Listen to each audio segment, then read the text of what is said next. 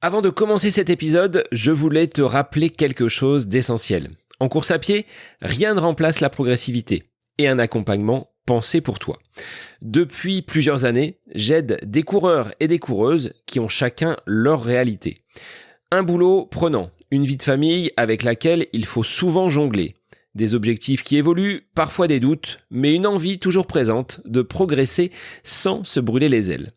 Mon approche, tu la connais. À travers le podcast, elle est à la fois humaine, pédagogique et centrée sur le plaisir. Concrètement, je crée ton plan sur mesure, adapté à ton niveau, à ton agenda et à ton rythme de vie. Pas de copier-coller, pas de pression. Juste une progression qui est construite, étape par étape, pour t'amener plus loin, plus sereinement. Alors si tu ressens le besoin d'un cadre humain, d'un accompagnement sportif qui respecte ta vie autant que tes objectifs, je serai ravi de t'aider à franchir un cap et de te coacher. Toutes les informations pour me rejoindre se trouvent dans la description de cet épisode. Je te souhaite une très belle écoute.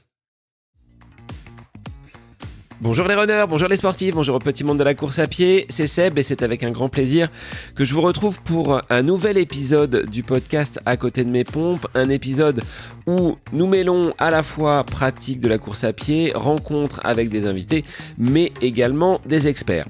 On parle souvent de chaussures, de montres GPS, de nutrition, mais aujourd'hui, nous allons nous intéresser à l'équipement sans doute le plus important du coureur et peut-être le plus négligé.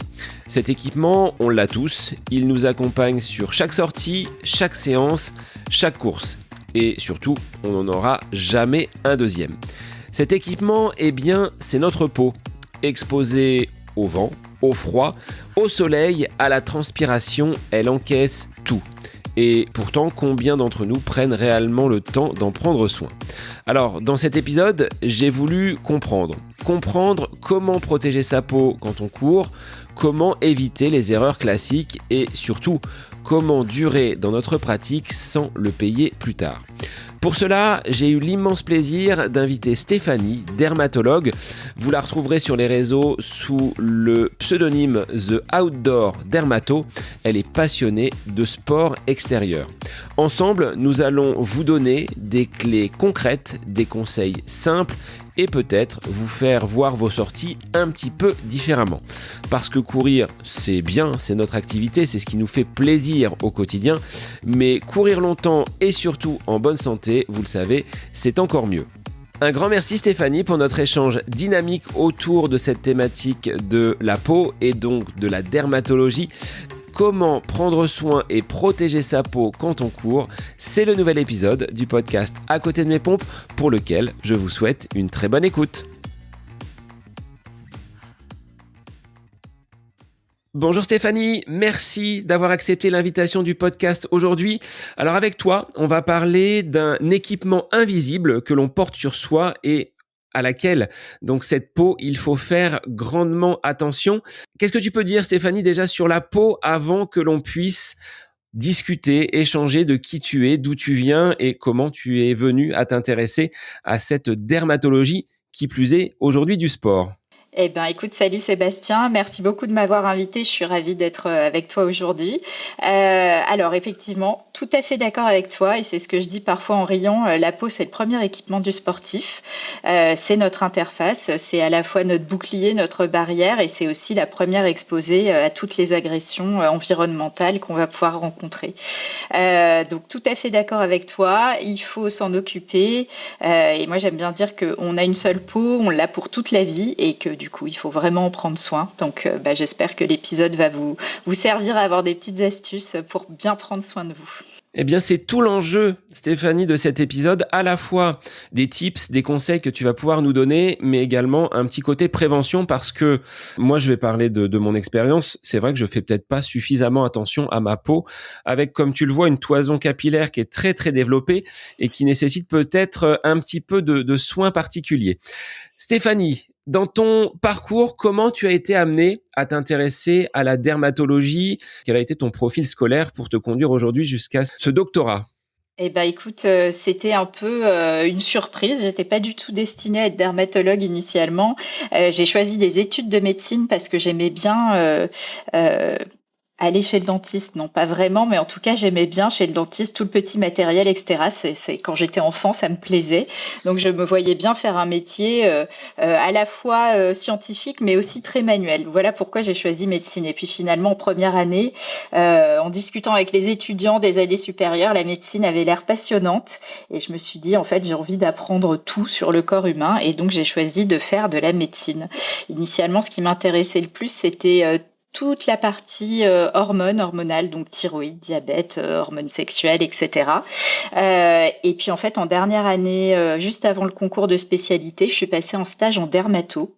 Et là, j'ai rencontré effectivement quelqu'un qui a fait partie de mes mentors et qui m'a vraiment donner la passion de cette spécialité. C'est une spécialité qui est extrêmement variée. On en a une vision très restrictive du cabinet de ville. La dermato, c'est l'acné et les verrues. Et en fait, c'est une spécialité extrêmement riche, déjà parce qu'elle couvre tous les âges de la vie, du bébé au vieillard. Elle couvre toutes les pathologies de l'infectieux, en passant par la cancérologie, les maladies inflammatoires, la prévention, l'environnemental, etc. Donc, c'est extrêmement varié. Moi, je travaille aussi dans un labo, par exemple. Donc, il y a aussi toute une partie analyse de la peau qui est absolument passionnante. Et donc, après, du coup, il me restait plus qu'à travailler parce que quand on passe le concours, c'est une spécialité qui est très demandée. Et donc, écoute, voilà, j'ai bossé. Et par chance, j'ai pu devenir dermatologue et avoir une formation en région parisienne extrêmement riche dans plein de services hospitaliers différents. Très demandé, mais également rare, puisque quand on regarde un petit peu les praticiens qui sont tes confrères en dermatologie, ça court pas les rues. Est-ce qu'aujourd'hui, c'est une problématique par rapport à ton cabinet, ta patientèle, avec des délais qui sont quand même très allongés si on veut consulter? Oui, absolument. Tu as tout à fait raison, hein. Tout le monde sait qu'on a cette problématique. Alors, ça concerne pas que les dermatos, j'ai envie de dire, mais ça concerne notamment les dermatologues. En fait, ce qui s'est passé, c'est qu'il y a quelques années a été instauré ce que tout le monde connaît, le fameux numerus clausus, qui a restreint l'accès et le nombre de places de formation des médecins. Et en fait, depuis plusieurs années, les syndicats de médecins, en particulier nos syndicats de dermatos, etc., alertent sur le fait qu'il va y avoir une pénurie. Aujourd'hui, il faut savoir que dans 5 à 10 ans, il y a 30% des dermatologues en exercice actuellement qui auront plus de 65 ans et qui vont partir à la retraite. Donc la pénurie qu'on connaît actuellement va être pire en fait dans les 5 à 10 années à venir. Et donc tu as tout à fait raison, on est extrêmement sollicité, on croule littéralement sous les demandes, on peut pas suivre en effet. Et donc il faut réussir à gérer ces demandes qui sont importantes, qui bien sûr sont justifiées, ça il y a pas de sujet, et donc réussir à prioriser les demandes urgentes par rapport à ce qui peut entre guillemets attendre et plus du roulement. Nous on a un système qui fonctionne, je dois dire assez bien, mais effectivement qui forcément va faire des déçus. Et t'as raison, la consultation commence toujours par dis donc pour avoir un dermato. Et oui je sais et voilà donc on fait au mieux. C'est vrai qu'il y a un peu un dermato-esthétique bashing en ce moment parce qu'on a tendance à faire un raccourci en disant oui, mais voilà. En pratique, il y a moins de 5 à 10% des dermatos qui ont une activité vraiment exclusivement esthétique. Et dans les collègues qui en font, ça représente une dizaine de pourcents d'activité. Moi, j'en fais pas. C'est quelque chose qui me donne moins envie, mais il y a aussi une demande. Donc, de toute façon... Voilà. S'il y a une demande, il faut pouvoir y répondre médicalement et sérieusement aussi pour éviter que les gens aillent faire n'importe quoi, n'importe où. Donc voilà, donc oui, c'est vrai, c'est une problématique. En même temps, c'est un métier formidable. Donc j'espère qu'on aura des jeunes internes formés en plus grand nombre. Cette année, par exemple, pour renouveler le nombre d'internes de dermatos et réussir à augmenter un petit peu le nombre de dermatos dispo, il aurait fallu nommer 150 internes. Et en fait, il y a 102 postes qui ont été ouverts. Donc en fait, c'est pas que les gens ne veulent pas faire dermato, au contraire, mais c'est qu'il n'y a pas assez de postes ouverts. Voilà, c'est comme ça. Donc en attendant, on fait au mieux. Oui, ça rejoint un petit peu ce qu'on trouve dans l'enseignement, où pareil, il y a des besoins sur le terrain de professeurs face aux classes, mais les concours n'ouvrent pas suffisamment de place. Donc, on rejoint un petit peu ce numerus clausus, comme tu l'évoquais. Alors, Stéphanie, quel est ton lien avec le sport? Est-ce que tu pratiques? Est-ce que tu es une dermato outdoor? Si je m'en fie à ton profil Instagram, je pense croire que oui. Alors oui, tout à fait. Bon ça, je vais mentir à personne, c'est plutôt plus récent. J'étais une ado indoor, plutôt feignante. J'aimais pas les activités d'endurance, la randonnée. J'étais plutôt du genre à me planquer dans le petit bois au cross du collège. Mais j'ai toujours fait beaucoup de randonnées en montagne avec mes parents quand j'étais jeune, en rallant. Mais finalement, les petites graines semées à l'adolescence poussent. Et en tout cas, ça m'a transmis l'amour de la montagne, du plein air, d'une activité qui se pratique facilement en mettant une paire de chaussures et à la rencontre de paysages somptueux. Et la vie de maman et de quelqu'un qui travaille à temps plein, etc., a fait que j'ai cherché un sport qui me permettait d'avoir une activité pratique en bas de chez moi. Bien sûr, la course à pied est venue naturellement. Je dois dire qu'il y a eu plusieurs essais avant de devenir littéralement amoureuse de la course à pied. Mais une fois que le virus est en toi, ça y est, c'est bon, c'est cuit. Et tu te demandes comment tu vas caser tes séances. Et je me suis mise à pratiquer avec des amis. Je pense que c'est ça qui a aidé le côté très social de la course à pied qui me plaît énormément. Je préfère courir avec des personnes autour de moi. Et donc effectivement, j'ai commencé à courir, à prendre un premier dossard et ça a vraiment mis le pied à l'étrier. Le petit côté piquant de la prochaine fois, j'aimerais bien faire mieux.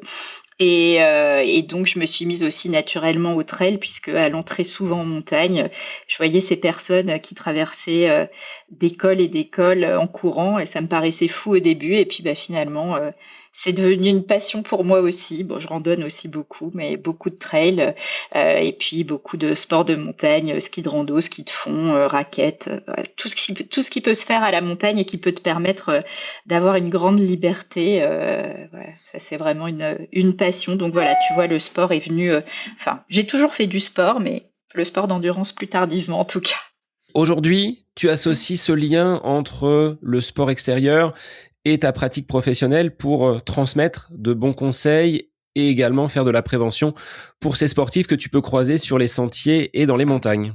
Exactement ça, et c'est vraiment comme ça que ça a commencé, c'est-à-dire à force de croiser des gens sur le terrain, sans chapeau, en brassière, voire torse-poil, alors qu'il y avait un soleil de dingue ou une chaleur de dingue, etc.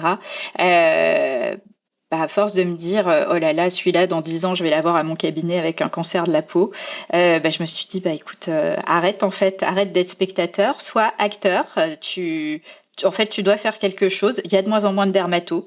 Et donc, du coup, il faut faire de la prévention parce que si tu fais de la prévention, normalement, il y aura moins de problèmes de peau. Et voilà. Et donc, voilà comment est né le projet. Sur l'échappée belle, qui a été vraiment le déclic parce qu'il faisait un soleil de dingue quand j'avais fait cette course.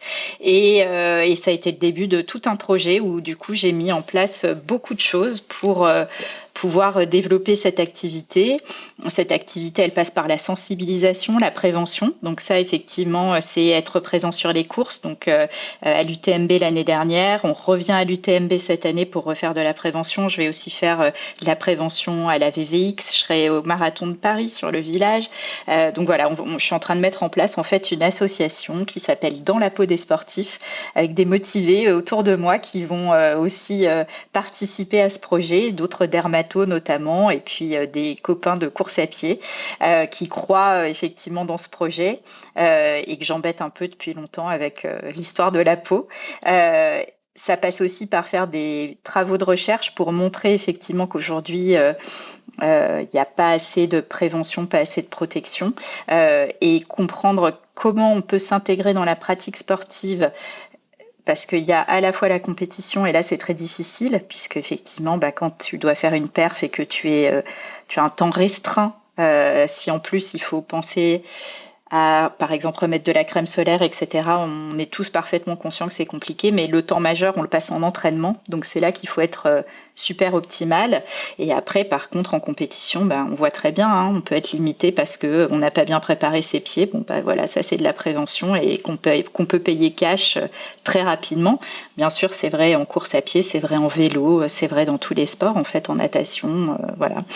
Et donc voilà, donc j'ai aussi du coup essayé de développer cette activité auprès des sportifs directement. Donc, j'ai une vacation au centre médical de l'INSEP, dans le bois de Vincennes. Et ça, c'est formidable. C'est une vraie chance de travailler auprès des sportifs de haut niveau qui sont à la fois hyper inspirants et absolument adorables. Donc, c'est vraiment une activité que j'adore. Et puis voilà, continuer à essayer d'être partout sur les congrès de dermato pour transmettre aussi aux dermatos les particularités des sportifs. Et ce à quoi il faut savoir faire attention, comment on s'adapte effectivement pour faire une prévention qui va être différente de ce qu'on peut faire dans d'autres activités. Est-ce qu'on peut rappeler, Stéphanie, de quoi se compose la peau, de ces différentes couches? On le disait tout à l'heure en introduction, nous n'avons qu'une seule. Il n'y a pas de crédit sur notre peau. On l'a pour la vie. Comment on va pouvoir en prendre soin? Mais au préalable, est-ce qu'on peut rappeler de quoi elle se compose et comment elle vieillit entre celle du bébé et celle d'une personne un petit peu plus âgée? Oui, oui, absolument. Alors, je vais te faire un rappel. Je vais essayer de pas être trop embêtante et pas rentrer trop dans le détail. Mais bon, il y a les 3 couches que tout le monde connaît qui sont l'épiderme, le derme et l'hypoderme. Ça, c'est vraiment les couches de la peau. Et en fait, on va dire que là, l'essentiel va se jouer au niveau de l'épiderme puisque et du derme. Donc, l'épiderme, c'est là que tu vas avoir les cellules. C'est vraiment la première protection de la peau. Et on va dire 2 types de cellules importantes pour les sportifs. Les kératinocytes qui constituent quasi la totalité de l'épiderme. Et quand on parle de tumeurs de la peau, eh ben, la majorité des tumeurs de la peau se développent aux dépens de ces cellules-là, les kératinocytes. Et donc, effectivement, les cancers de la peau sont induits par les UV, ces cancers-là, dans plus de 90%. Donc, c'est énorme. Et puis, une deuxième cellule très importante qui est le mélanocyte, qui est la cellule qui fabrique la mélanine, le pigment de la peau, et qui va avoir un rôle important quand on fait du sport outdoor, en effet. Et là aussi, qui va être responsable parfois de cancers de la peau qui s'appellent les mélanomes. Donc voilà, comme ça au moins, je parle de la structure et en même temps des problématiques qu'on peut avoir. Et puis, dans le derme, il y a énormément de structures. Tout ce qui va être tissu de soutien, donc matrice extracellulaire, collagène, fibres élastiques, etc. Les vaisseaux qui sont très importants, des petits nerfs, les annexes, donc les follicules pilosébacés, les glandes sudorales, très importantes chez le sportif. Et voilà. Et donc l'hypoderme qui a quand même de l'importance puisque, par exemple, quand il fait froid, on est content d'avoir une petite couche d'hypoderme pour nous tenir chaud. Donc voilà, grosso modo, les structures qui vont être exposées quand on est sportif. Et donc effectivement qui vont être à l'interface en fait entre l'extérieur et l'intérieur. Donc vraiment, c'est ce qu'on disait au début, la peau, premier rempart. Alors aujourd'hui, on est donc le 30 mars, il y a un peu de soleil, il y a parfois un peu de pluie, un peu de vent, on rencontre un petit peu toutes les conditions météo. Là, l'objectif de cet épisode, c'était à l'amorce du printemps, cette période où on a tendance à se découvrir un petit peu. Comment on peut protéger sa peau face au soleil, face aux UV, qui sont de toute façon tous les jours présents, même quand c'est un peu couvert? Alors exactement, donc les UV, il y a 2 types d'UV, il y a les UVB qui sont vraiment ceux qui vont être responsables entre guillemets du plus grand nombre de dommages sur la peau, le bronzage, mais aussi les brûlures, donc les coups de soleil et les cancers de la peau. Et pour faire tout de suite un parallèle, la crème, quand on parle de SPF, le SPF, c'est cette unité qui va dire comment on se protège des UV. Et puis il y a les UVA qui, eux, sont aussi responsables pour une certaine partie des cancers de la peau, mais qui vont être aussi surtout responsables du vieillissement de la peau, du photovieillissement, et qui pénètrent plus profondément dans la peau. Et en fait, ces UV, comme tu l'as dit, sont présents toute l'année, surtout les UVA, mais en termes, donc il y a vraiment 2 choses. La protection solaire contre le cancer de la peau, et là on va vraiment penser beaucoup UVB, SPF et la protection solaire contre le vieillissement de la peau qui est très important aussi, notamment chez les sportifs. Et là, on va penser plutôt UVA et ça, c'est des UV qui sont là toute l'année, qui passent à travers les nuages, qui passent à travers les vitres. Et donc, il faut effectivement y penser. Je pense qu'on a tous l'image en tête du guide de haute montagne, du moniteur de ski, du marin, qui vont avoir le visage qu'on appelle un peu buriné, très bronzé, les rides extrêmement marquées, des taches éventuellement. Ça, c'est vraiment des dommages directement liés au soleil, qui ne sont pas des cancers, mais qui sont quand même des dommages importants, qui vont pouvoir rapidement donner à la personne 10 ans, 15 ans, voire 20 ans de plus quand on regarde son visage, effectivement. Donc, c'est une réalité. Et donc au printemps, il faut savoir que les UV sont déjà présents de manière assez importante et une manière de le savoir, alors moi en consultation, j'ai ça à la main dans mon téléphone tout le temps et je montre cette appli pendant la consultation, c'est l'index UV. Donc en fait l'index UV va indiquer essentiellement les UVB et va permettre de savoir est-ce que c'est le moment de se protéger ou pas. L'index UV, il n'est pas le même tout au long de la journée selon l'endroit où tu es dans le monde. Donc la première chose à faire, en fait, c'est de regarder l'index UV. Est-ce qu'à un moment de la journée, il est supérieur à 3 ? Si oui, tu sais qu'à ce moment de la journée-là, il faut se protéger. Et les applis, c'est très facile, elles te disent exactement entre quelle heure et quelle heure l'index UV est supérieur à 3, donc tu sais exactement. Alors des fois c'est assez marrant, tu regardes, c'est genre entre 10h10 et 14h15, c'est ultra précis. Et voilà, et ce qui est intéressant, tu vois, moi en général je le mets sur Chamonix, donc la montagne, et je montre qu'effectivement, là aujourd'hui à Chamonix, l'index UV est à 4, mais pourtant regardez, il neige et il fait 5 degrés, et on est en mars. Donc en fait, il faut vraiment pas confondre l'index UV et la chaleur ressentie, ça n'a rien à voir. C'est-à-dire qu'on peut avoir un froid ressenti très important et pourtant l'index UV peut déjà être à 7. De la même façon, en fin de journée, on peut avoir hyper chaud en période de canicule et pourtant à 18h, l'index UV va être à 1 et il n'y a plus besoin, en termes de protection cancer, de se protéger. Donc voilà, il faut vraiment savoir faire la part des choses et ça veut dire que même quand il fait frais, en fait, on peut prendre des coups de soleil, mais ça tout le monde le sait. Tous les gens qui partent en Bretagne le disent, par exemple. On a toujours de l'air, il fait jamais trop chaud et pourtant on se prend des coups de soleil incroyables. Donc regarder l'index UV, c'est la première chose à faire. Et ensuite, on adapte sa protection. Si on peut éviter d'être dehors à l'heure la pire, on évite. Et notamment pour les entraînements, c'est toujours ça de gagner. Si on peut pas éviter d'être dehors, c'est pas grave, on se protège. Alors exemple, moi hier, tu vois, j'étais sur la course de mon club, donc j'étais signaleur, donc à une intersection en plein soleil. J'ai regardé l'index UV, j'étais dehors à une heure où il était à 4. Et donc, je suis partie avec un bob. Donc la première chose, couvre-chef. Donc moi, je prends un bob parce que ça protège aussi les oreilles et le cou, alors qu'une casquette, ça ne sera pas le cas. 7 cm de bord, c'est la taille qui permet de faire de l'ombre sur tout le visage. Je suis partie aussi avec des lunettes de soleil parce que on sait très bien que le soleil, pareil, quand l'index UV est élevé, va beaucoup endommager les yeux, certaines structures des yeux notamment. Et puis je suis partie avec de la crème solaire, donc avant de sortir, je me suis mis de la crème solaire. Comme il faisait frais, j'étais couverte, mais il faut penser aussi au moment où il fait meilleur. Et donc effectivement, première protection, chapeau, lunettes, casquette, lunettes de soleil, vêtements. Donc on couvre les épaules, on fait attention au décolleté, c'est des zones qui prennent beaucoup. On couvre les jambes tant qu'on peut. On évite torse-poil ou brassière pour les filles, en tout cas aux heures à risque. Si le soir, tu as envie d'aller courir torse-poil ou en brassière, alors là, moi, j'ai pas de veto à opposer, mais c'est vrai que dans la journée, quand je vois ça, ça me fait un petit peu mal. Et puis après, il y a qu'à regarder, on a des taches sur les épaules, etc. Et puis la crème solaire, c'est le dernier volet de la protection. Donc pour tous les gens qui disent « Ah, mais moi, je déteste mettre de la crème solaire », j'ai envie de dire « C'est pas grave, moi aussi ». Et c'est pour ça que je me mets des habits, du coup. Et comme ça, je mets de la crème solaire sur la peau qui dépasse. Visage, un petit peu le cou, voilà. Les mains, les bras, si besoin, les jambes, et voilà. Et comme ça, là, tu es sûr d'être super bien protégé. La crème solaire, il faut en mettre beaucoup. Une cuillère à soupe, ça permet de couvrir... une cuillère à café, ça permet de couvrir le visage et le cou. Donc c'est beaucoup. Ce qui est déjà beaucoup. Une cuillère à café, c'est pas une petite cuillère, c'est pas la petite noisette qu'on met sur le bout du doigt, quoi. C'est énorme. Et si tu veux couvrir un corps entier de quelqu'un d'1m70 à peu près qui est en maillot de bain, il faut 30 millilitres. Donc 30 millilitres, un petit verre, quasiment un petit tube de crème pour faire une seule application sur tout le corps. Ça, pour être protégé dans les conditions indiquées par le tube. C'est-à-dire, si tu as envie d'en mettre moins, ok.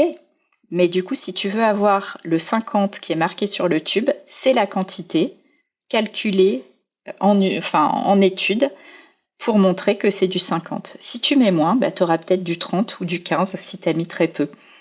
Alors ça, c'est des choses hyper importantes dont on n'a pas forcément la notion.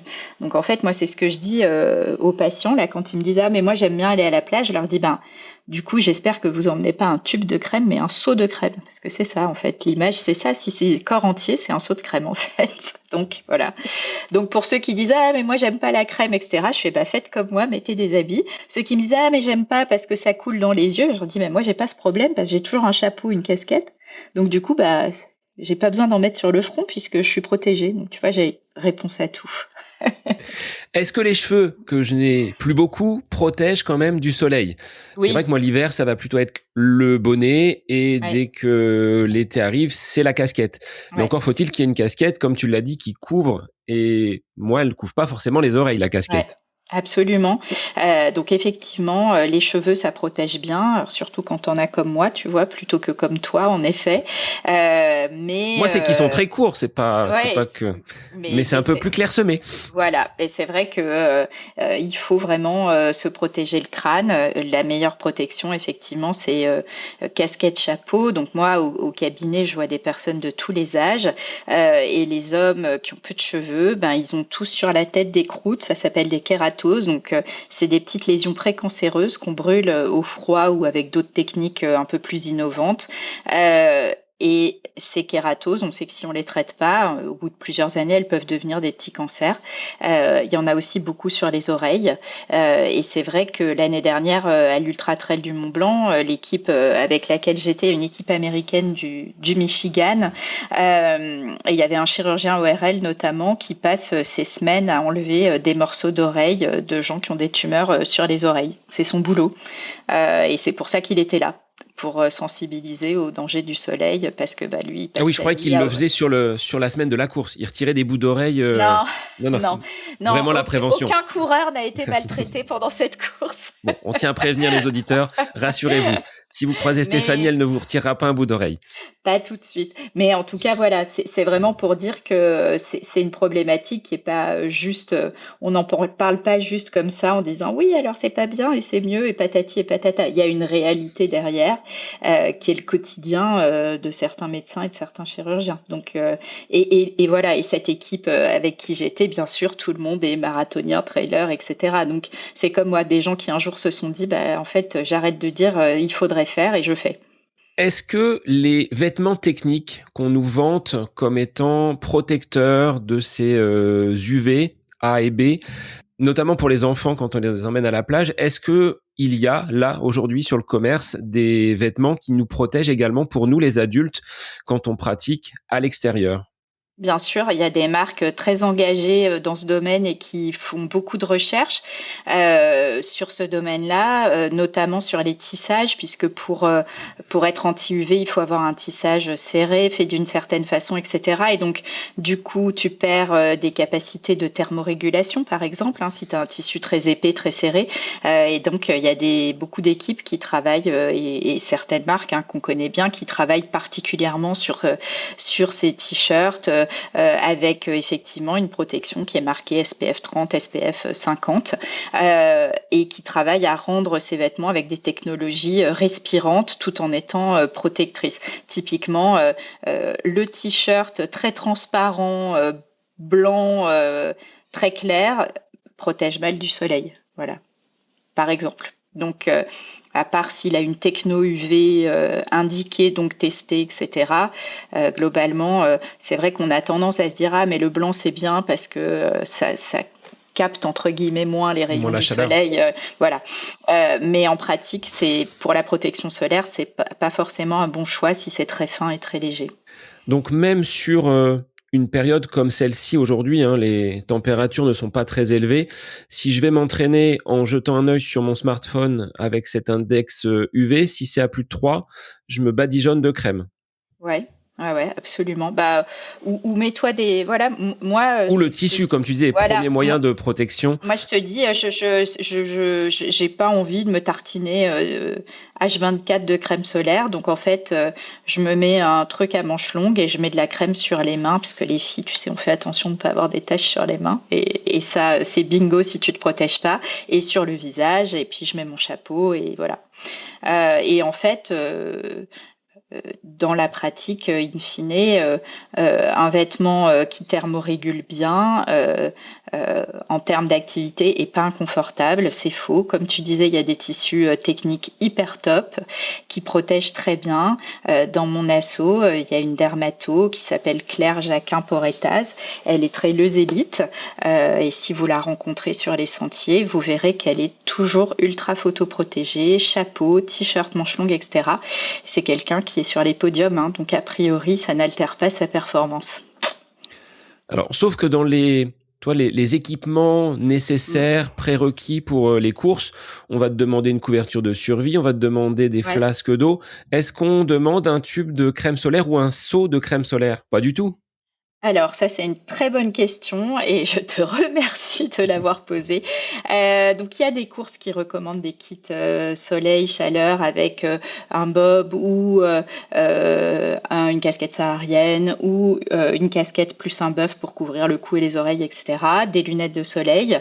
Et aujourd'hui, en fait, il y a de plus en plus de courses quand même qui s'intéressent au sujet, puisque moi j'essaie d'être présente et de diffuser ce sujet-là, et notamment à l'Ultra Trail du Mont Blanc, maintenant, il y a commencé à avoir et il va y avoir encore cette année au ravitaillement de la crème solaire pour pouvoir se resservir en crème solaire pendant les courses, pendant les pauses ravito. Ouais. Et au niveau de ces crèmes, Stéphanie, qu'elles soient en spray ou en tube, on va avoir exactement la même composition. Alors, je sais que sur un plan éthique, il y a la charte de déontologie qui t'empêche de donner des marques, mais les grandes lignes d'une bonne crème, si on doit la choisir, tu l'as dit, l'indice SPF qui va être Ouais. au max déjà. Ensuite, qu'est-ce qu'on regarde? Donc un SPF 50 plus, c'est la première chose. Il n'y a pas de bonne crème sans filtre. Voilà. Aujourd'hui, on ne sait pas faire. Et aujourd'hui, je sais qu'il y a beaucoup de gens qui meurent de cancer de la peau et je connais personne qui est mort à cause d'une crème solaire. Donc il faut mettre des crèmes solaires avec des filtres. Voilà, on peut pas faire autrement. On peut pas faire de do it yourself dans sa cuisine pour fabriquer une crème solaire. Les filtres, ils doivent être photostables. Il y a des technologies incroyables pour qu'ils puissent être efficace pendant plusieurs heures, etc. Donc il faut rester sur des gammes connues, fiables, des grandes marques. Donc SPF 50 plus.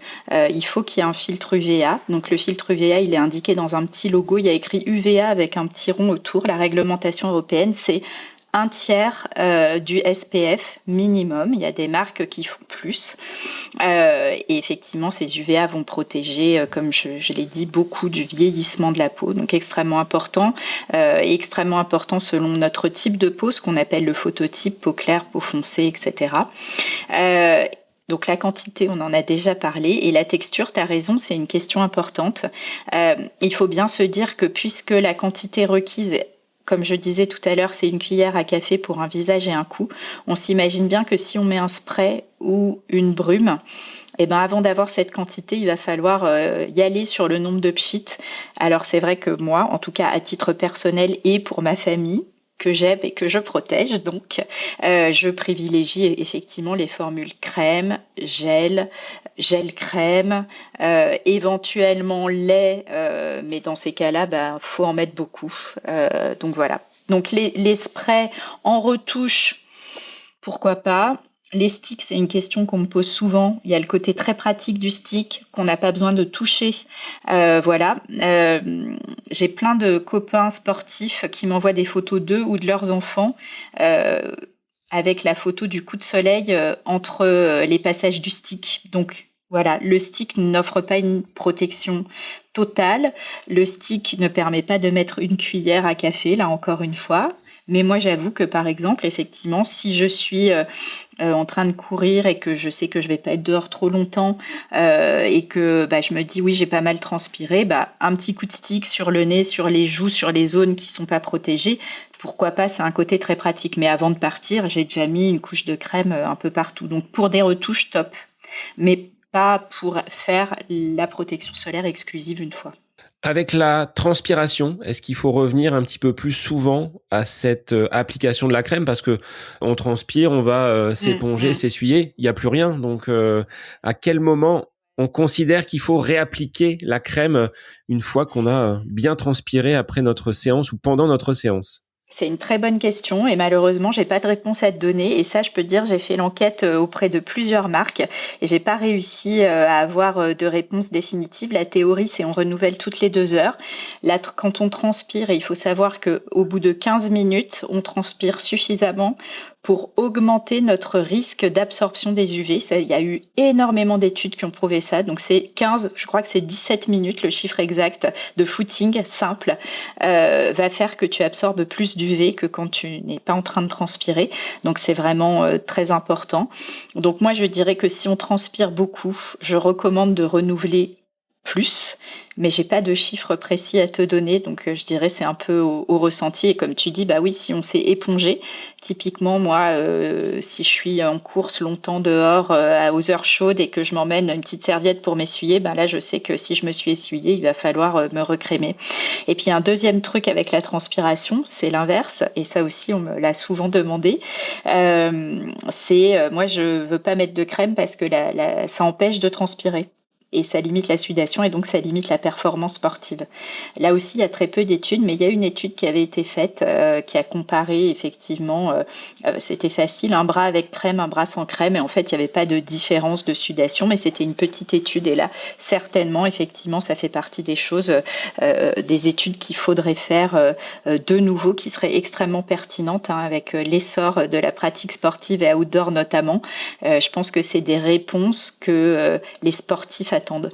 Parce que je pense également à des personnes qui vont pratiquer du swimrun, du triathlon, qui vont combiner les 3 épreuves. Si on leur vend une crème qui résiste à l'eau, est-ce qu'elle résiste vraiment à l'eau une fois qu'on a passé une demi-heure, 3/4 d'heure dans l'eau, ou ces passages successifs où on va en swimrun, courir, se mouiller, sécher entre les deux? Quid de la crème? Alors ça, j'aimerais pouvoir craquer le modèle protection solaire du triathlète ou du swimrunner parce que tu as raison, c'est un véritable enjeu ce sport, notamment les Ironman, etc. Quand tu vois la vitesse des transitions sur des triathlons format plus court, etc., tu sais très bien que même si toi, tu es là dermato à dire « protégez-vous », on les voit pas se recrémer dans le paddock en tout cas. Ça va pas être la priorité. Donc, une crème solaire water résistante résiste à l'eau. Absolument, ça c'est vrai. Mais par contre, elle résiste pas aux coups de serviette, à l'essuyage, etc. Donc c'est toujours la même problématique. Une fois que tu t'es essuyé, il reste vraiment pas grand-chose. Alors c'est comme en trail par exemple. Moi je dis vous avez une assistance, c'est elle qui fait le job. Donc si vous avez la chance d'avoir quelqu'un qui vient vous aider, et que effectivement vous savez que vous allez courir à un endroit où vous allez vous faire cartonner par les UV, si vous aime, il vous protège et il va vous mettre de la crème pendant que vous mettez vos chaussures, voilà, par exemple. La durée de vie, Stéphanie, d'un pot de crème, à raison de petite cuillère par petite cuillère, c'est combien? Est-ce que c'est vraiment 6 mois? Est-ce que une fois qu'on a fait une campagne estivale, notamment si on pense à la plage, on la met à la poubelle et on rachète pour l'année d'après?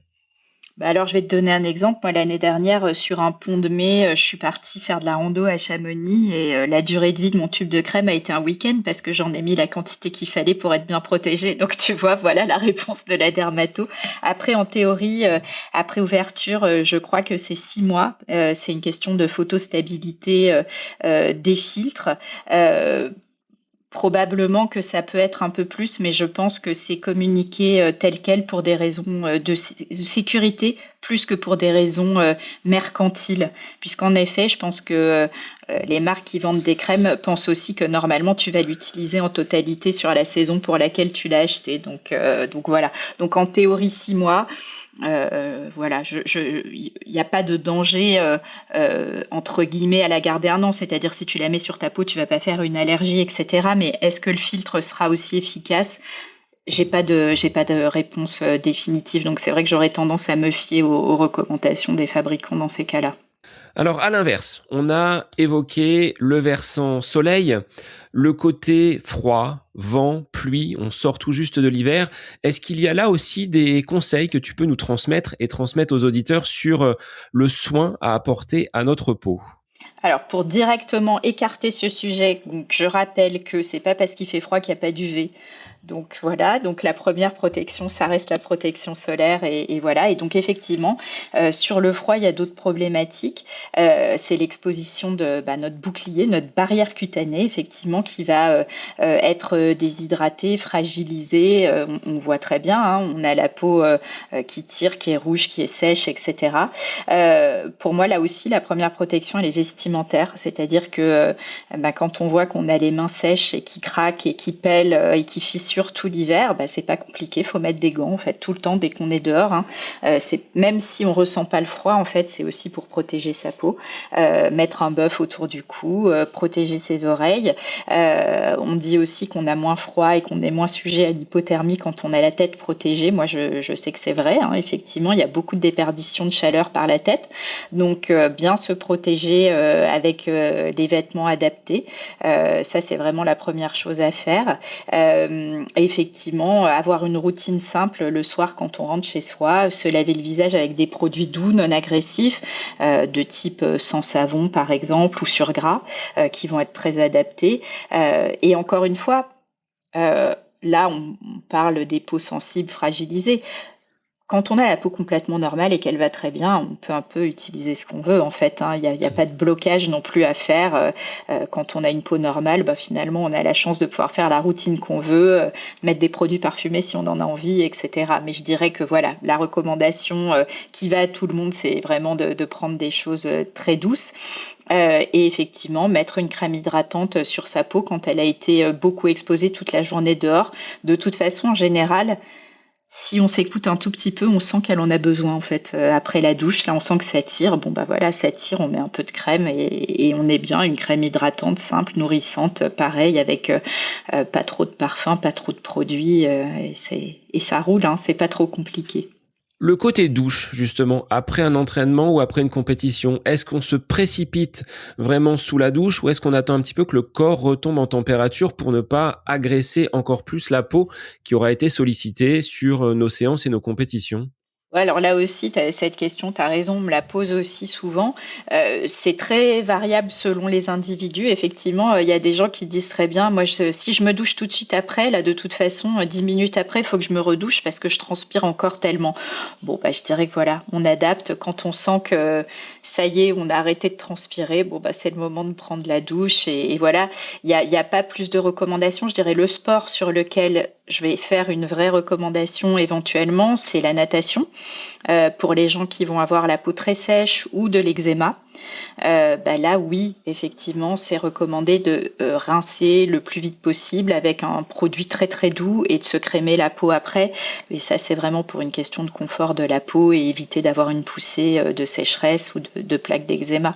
Mais sinon, il n'y a pas vraiment d'obligation. Hein. La peau, il faut en prendre soin, mais en même temps, c'est très solide. Donc, c'est quand même une chance. Alors je vois, nous on est dans le plateau Beauceron du côté d'Orléans et l'eau est très très calcaire. Là aussi, ta recommandation ce serait d'hydrater au sortir de Oui. la douche pour protéger cette peau? Oui, absolument. Et ce que je dis souvent, alors figure-toi que je vois des patients de ton coin parce que, comme tu le disais, comme c'est dur de voir un dermato, moi je vois des gens qui arrivent de partout en consultation. Et effectivement, le côté chez moi, l'eau est calcaire, c'est une question qui revient souvent, notamment dans les familles où il y a de l'eczéma, etc. Et ce qui marche bien aussi, c'est d'acheter pour la partie douche un adoucisseur d'eau qu'on peut mettre en intermédiaire et ça marche plutôt pas mal. Donc si on ressent une sensation d'inconfort après la douche, ça peut être une solution à proposer. Alors moi, je suis plutôt team short, là, sur le côté pratique à l'extérieur. Et Oui. c'est vrai que quand je rentre, j'ai l'impression d'avoir les cuisses, les mollets qui sont parfois un petit peu rouges. Là aussi, c'est une surexposition au phénomène de froid. Mais moi, j'apprécie pas d'avoir quelque chose sur les jambes. Alors comment je peux faire? Bah, écoute, si tu te sens inconfortable, bah, effectivement, tu te crèmes après ta douche. Mais moi aussi, je suis plutôt team jambes à l'air quand je peux et qu'il n'y a pas trop d'UV, comme tu l'as compris. Quand il y a des UV, je fais attention. Et donc, oui, bah oui, moi aussi, des fois, je reviens un peu rouge des entraînements, mais c'est pas grave. En fait, ça, c'est vraiment de la vasodilatation. Donc, c'est tes vaisseaux qui vont réagir au chaud-froid. Au froid, ils vont plutôt se contracter et puis se dilater ensuite quand tu vas retrouver le chaud. C'est, bah, on va dire, un phénomène normal d'activation du flux sanguin et ça pose pas de problématique particulière. Sur ces temps froids, tu valides la théorie des trois couches avec une première peau et un t-shirt très très compressif près du corps. Et puis ensuite, on peut avoir d'autres couches qui protègent de la pluie, du vent. Comment tu procéderais, toi? Bah, moi, je suis une bonne élève. On m'a appris qu'il fallait faire comme ça et du coup, c'est ce que je fais effectivement. Alors, moi, je suis souvent deux couches. Voilà, donc c'est-à-dire la première couche thermique et respirante et puis une dernière couche spéciale pluie pour pouvoir endurer. Mais c'est vrai que sur des événements en plein hiver où tu sais que tu vas être longtemps dehors, etc., oui, avec une deuxième couche thermique intermédiaire, type polaire ou autre, ouais, ouais, exactement. Mais oui, oui, je pense que ça marche bien. Sans oublier, voilà, les oreilles et les mains. Donc de bien les protéger et de les Mm, mettre également à l'abri. exactement. Alors, C'est vrai pour le soleil et c'est vrai pour le froid, tu vois. exactement, exactement. Puis bon, comme là, on a des météos changeantes dans nos journées, on alterne Ouais. entre le soleil, la pluie, le vent. Il faut composer avec tout Mm. cela. Alors, tu parlais tout à l'heure, Stéphanie, de brassière, de torse nu. On a parfois des soucis liés à des frottements. Donc, comment bien choisir ces vêtements pour qu'ils n'apportent pas ces désagréments? Tu l'as dit un petit peu tout à l'heure, on teste avant? Ouais, absolument. Donc ça, c'est vraiment pour tout ce qui est frottement, le nerf de la guerre. On vient de publier là 2 articles avec un de mes collègues, le docteur Nicolas Kluger, sur le mamelon du jogger, la brassière, et là, on est en train de préparer un autre article plus général sur les frottements.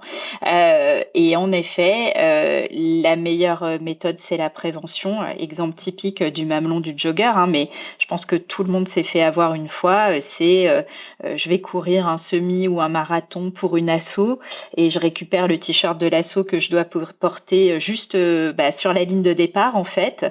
Et puis en fait, c'était pas le tissu qu'il me fallait. Il est peut-être très bien pour certains, mais pas pour moi par exemple. Et effectivement, c'est la cata. À mi-course, j'ai déjà plus de mamelon quoi. Donc voilà. Donc effectivement, pas d'innovation le jour d'une course. On teste tout à l'entraînement, sur des petites sorties au début, sur des plus longues après. Donc ça, c'est vraiment le frottement textile. Et donc il y a des hommes qui se protègent en mettant une bande de tape ou n'importe, pourquoi pas. Ça, c'est pareil. Il faut essayer, voir qu'est-ce qui te convient à toi et le faire. Il n'y a pas de recette magique. C'est vraiment comme de la cuisine très personnalisée. On voit ce qui nous apporte le plus de confort. Et pour les filles, c'est pareil. Moi, je dis qu'il faut choisir, mettre autant de temps à choisir sa brassière que ses baskets, parce que c'est le confort, le maintien et aussi le frottement avec la peau, hein. Moi, à titre perso, j'ai mis beaucoup de temps à trouver la brassière que je supportais et qui faisait que j'étais pas en sang parce que ça frottait sous la poitrine en fait, hein. Donc ouais. C'est vraiment des choses hyper importantes et donc prévention, prévention. Ça c'est vrai pour tous les frottements, le frottement du sac à dos. Si un jour vous voyez quelqu'un qui vous dit attention, il y a ton t-shirt qui remonte sous ton sac à dos sur une course, ça sera sûrement moi. Quand je vois quelqu'un qui a ça, je lui dis tout de suite parce que effectivement, ça c'est frottement garanti et brûlure à la fin de la course et finalement être gêné pendant une course, il y a quand même en sport d'endurance assez de paramètres qui vont faire que ça va être dur pour pas se rajouter en plus des trucs insupportables comme une brûlure de la peau ou des choses comme ça. Alors moi, je ne porte pas de brassière, Stéphanie, je te fais une Oui, confidence, ok, mais c'est parfois la ceinture cardio qui va ouais, générer des brûlures qui sont à peu près similaires à la ah ouais, brassière, ouais. et je trouve ça très inconfortable, donc je ne la porte plus.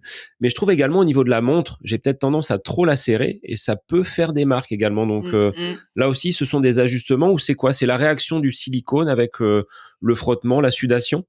Ouais, alors je pense que c'est un mélange de tout ça. Les ceintures cardio, c'est très rigide.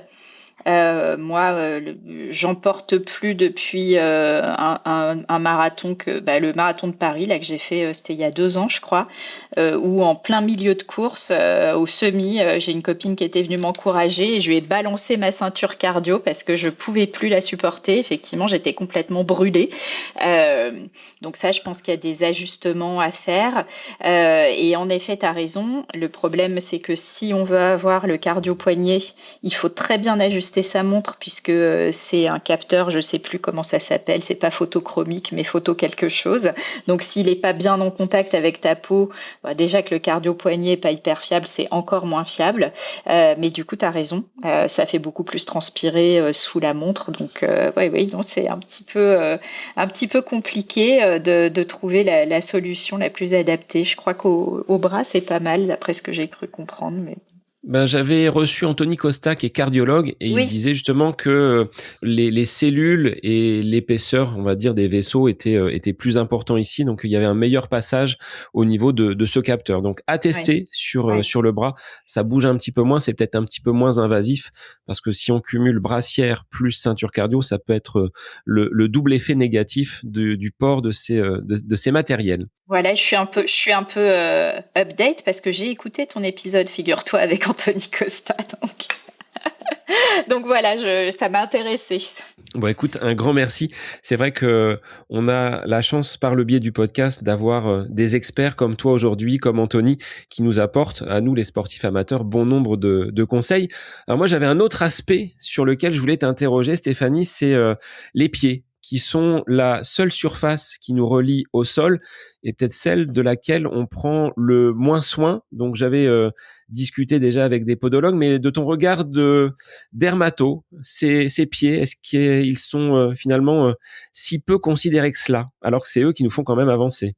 Ils sont hyper peu considérés, les pauvres malheureux, je suis tout à fait d'accord. Alors, je parle sous le contrôle de mes collègues podologues avec qui j'ai beaucoup discuté justement et à qui j'ai fait relire les petites choses que j'ai pu écrire sur ce sujet, des pieds, des frottements, des ampoules, etc. Parce que bah, ils sont bien meilleurs que moi pour parler de ce sujet-là. Mais en effet, pour moi, là encore, le gros sujet, c'est prévention.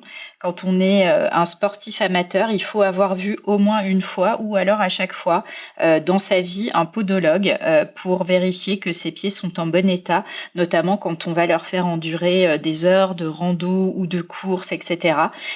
Parce que s'il y a la moindre hyperkératose d'appui, ça à force de courir là-dessus, ça va faire une énorme ampoule, effectivement. Que si les chaussures sont pas bien ajustées, là aussi, on va avoir des ampoules. Donc là aussi, c'est du matériel qu'on teste avant de partir sur du long. On vérifie qu'on est bien.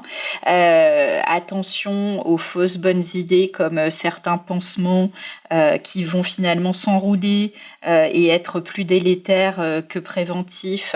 Attention aussi à ces pansements qui, une fois qu'on va les enlever, peuvent embarquer la totalité de l'ampoule alors qu'on recommande vraiment de garder le toit de l'ampoule pour protéger la peau. Donc bref, c'est vrai qu'il y a énormément d'erreurs à faire.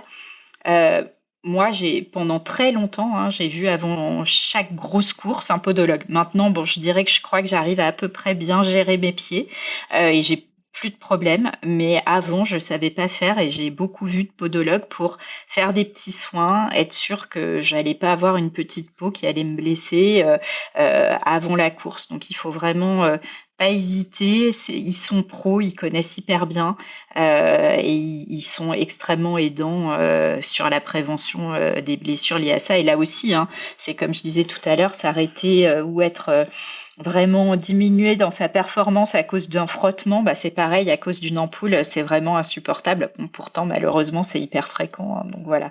Mais ça, vraiment, prévention, ajustement maximum. Et puis bon, après, bah, des fois, c'est aussi une malposition du pied. Bon, bah là, il faut, bah là aussi, le podologue a un rôle majeur à jouer, hein, de toute façon. Donc, Là, à quelques encablures du marathon de Paris et de ces grandes ouais. échéances de printemps, est-ce qu'il est trop tard pour prendre soin de ses pieds ou est-ce qu'on peut quand même apporter un petit peu de soulagement à ces petits petons qui vont nous conduire jusqu'à la ligne d'arrivée? Bah non, c'est 30 mars, c'est parfait. On est 15 jours avant, donc non, c'est parfait. Alors, il y a toujours la question là du tannage où, pareil, on pose la question, est-ce qu'il faut tanner, est-ce qu'il faut pas tanner, etc. En fait, avoir une petite couche de tannage, ce qu'on appelle l'hyperkératose réactionnelle, hein, ça c'est normal, hein. Notre peau est hyper bien faite, hein, c'est une sentinelle, donc quand on l'agresse, elle réagit en s'épaississant. Et donc effectivement, ce qu'il faut, c'est avoir la bonne épaisseur entre un peu d'épaisseur, un peu d'hyperkératose pour protéger, mais pas trop. Parce qu'effectivement, si on en a trop, il faut s'imaginer que ça va cisailler sur la surface osseuse et qu'à un moment, forcément, ça va faire un décollement. Ouais, je vais radoter un peu, mais là encore, le podologue, il connaît ça hyper bien et il va pouvoir faire un petit décapage, ni trop ni trop peu. Voilà. Alors j'ai testé, Stéphanie, sur des courses un petit peu longue distance, cette hydratation des pieds avec une crème que tout le monde connaît, je vais pas la nommer, et je trouvais que c'était très inconfortable finalement de mettre la crème et d'enfiler la chaussette par-dessus.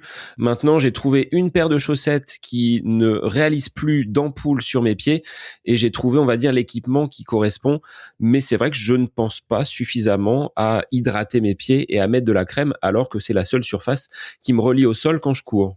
Oui, alors ça, tu raison. Donc cette fameuse crème avec une odeur bien caractéristique que tout le monde connaît. Bon, il y a voilà, tous les goûts sont dans la nature. Il y en a qui en mettent une tonne. Il y en a qui détestent parce que ça glisse. Moi, j'aime pas son odeur à titre personnel. Donc moi, je mets plutôt ce qu'on appelle des crèmes barrières. Donc c'est des crèmes dermatologiques qui vont apporter un film gras un peu occlusif, mais c'est le même principe, hein, finalement. Et j'en mets très peu. En effet, je la mets avant la course, je la fais pénétrer et ensuite je mets mes chaussettes. Je renouvelle pas spécifiquement pendant la course.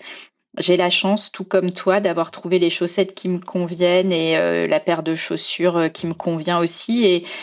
Et aujourd'hui, c'est vraiment exceptionnel que j'ai des ampoules, même sur des distances plus longues. Donc bon, écoute, voilà. Donc je conseille vraiment à tout le monde, voilà, testez, testez, testez. C'est votre truc, c'est pas votre truc, peu importe, mais essayez-le pour voir ce qui est le plus confortable pour vous. Alors, si on résume un petit peu tout ce qu'on a dit, Stéphanie, depuis le début de notre échange, est-ce que l'on peut dire que une mauvaise prise en compte de ces soins de peau que l'on peut apporter, que ce soit sur le visage, sur les épaules, si on prend un coup de soleil, sur les pieds, si on a une ampoule, est-ce que ça va avoir un impact sur notre performance? Ça va forcément avoir un impact sur notre performance puisque en effet, sur des grandes épreuves d'ultra-endurance, les causes d'arrêt et d'abandon, c'est notamment, tout ce qui va être lié au frottement et aux ampoules.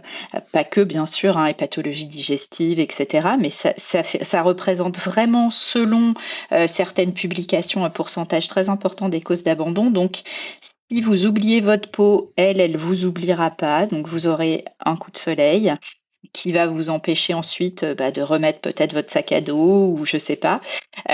Vous aurez éventuellement des frottements des ampoules qui vont vous forcer, à vous arrêter, parfois dans le pire des cas, abandonner.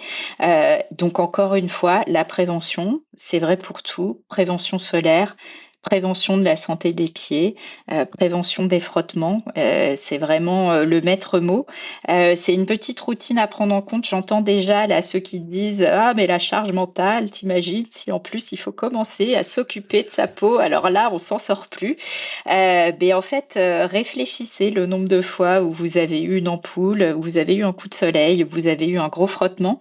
Le nombre de jours où vous avez eu du mal à vous en remettre, la douche juste après, là, quand ça brûle bien à l'endroit des frottements et cetera. Donc finalement, c'est plus sympa d'éviter tout ça, et donc oui, moi, je pense qu'il faut vraiment faire attention et que, quand on a pris le coup, ça se passe très très bien et c'est très facile à faire. Donc, c'est pas une charge mentale supplémentaire, au contraire, c'est vraiment un petit confort supplémentaire, tout simplement.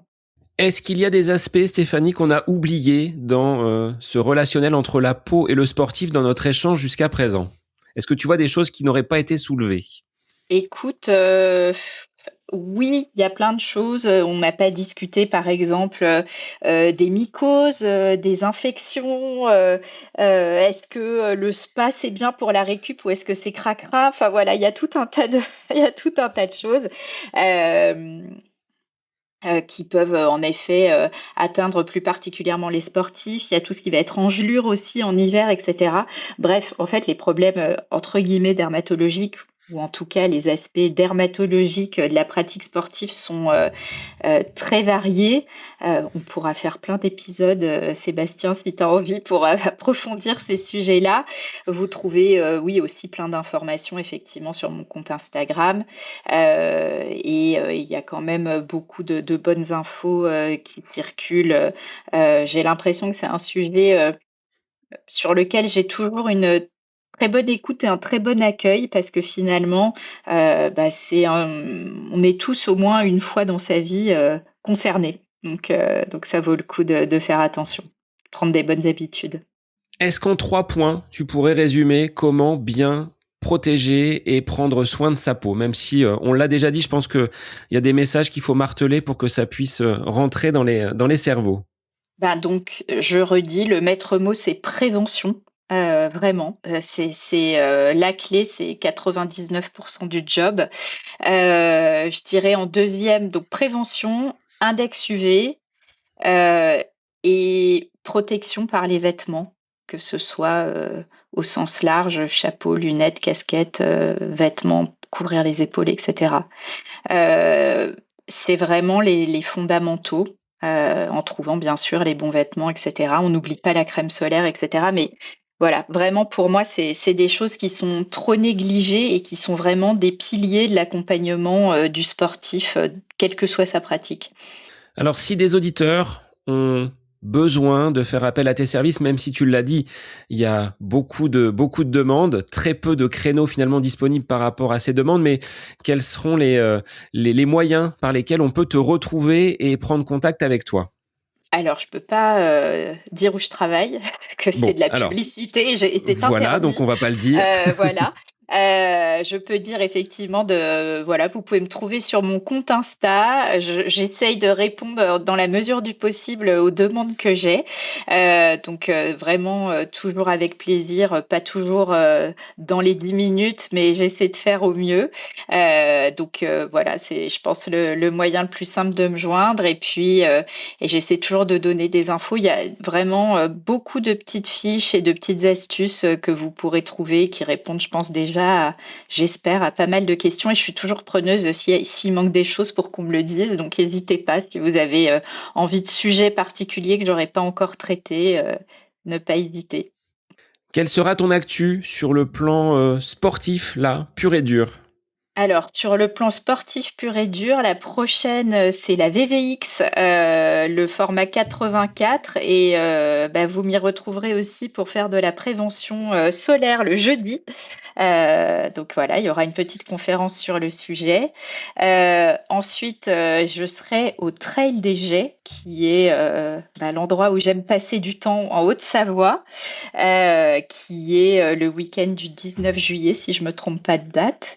Et puis, ouh là là, cette année, je vais retenter la CCC. Donc, ça sera la semaine de l'UTMB et croisez tous les doigts pour moi. Nous t'encouragerons avec grand plaisir parce que c'est une grosse épreuve et tu passes la semaine à Chamonix pour faire de la prévention également. Donc cette semaine-là, on sera à Chamonix. On va faire tout un projet prévention en partenariat avec, bien sûr, l'organisation de la course qui est extrêmement impliquée sur la prévention solaire. Et cette année, il y aura aussi l'équipe américaine comme l'année dernière et aussi parce que je pense que c'est hyper important et je les remercie d'être là, une association de patients qui s'appelle France Asso Cancer et Peau. Ce sont des patients qui ont eu des cancers de la peau liés à l'exposition soleil. au soleil et qui vont venir faire de la prévention et expliquer les bonnes pratiques. Et ça, pour moi, c'est hyper important que les patients soient là sur le terrain pour parler avec les coureurs. Et on va aussi faire une étude d'observation, c'est-à-dire qu'on va se poster aux heures des pics UV. Au ravitaillement. Donc vous verrez des gens qui prennent des notes et on va regarder comment sont protégés les sportifs. Et on va faire des petites statistiques anonymes, mais néanmoins qui vont nous permettre de continuer ce qu'on a amorcé l'année dernière pour mieux comprendre comment aider les sportifs à faire de la protection solaire, pas une charge mentale, mais un réflexe naturel.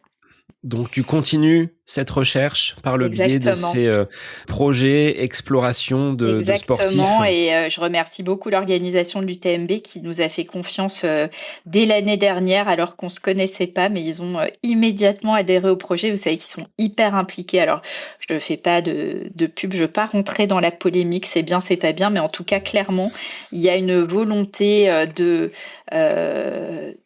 vraiment développer le sujet de la santé des sportifs qui est hyper importante et donc je suis vraiment ravie de pouvoir collaborer avec eux sur ces études et je les remercie vivement. Stéphanie, j'ai la traditionnelle dernière question du podcast. Quand tu n'es pas en cabinet ou en train de crapahuter dans les montagnes ou en train de mener des recherches auprès des sportifs, quel est ton instant à côté de tes pompes, quelque chose que tu aimes bien faire et qui est détaché de tout lien avec le sport? Manger du chocolat. À quelques encablures de Pâques, ça tombe très bien. Voilà, avec mon café, un petit chocolat. Voilà, c'est mon petit truc à côté de mes pompes, mais qui me fait une petite pause que j'adore. Eh bien Stéphanie, moi je te remercie d'avoir pris du temps dans un agenda que je sais très serré pour qu'on puisse enregistrer cet épisode. Et je remercie également Maria Laura qui, du côté de la Belgique, m'a recommandé ton profil. Donc, clin d'œil à elle. Ouais, merci beaucoup, c'est très sympa et voilà, j'espère surtout que ça sera utile et que ça répondra à un certain nombre de questions. Merci beaucoup de ton intérêt, de ton invitation, Sébastien, c'était très sympa.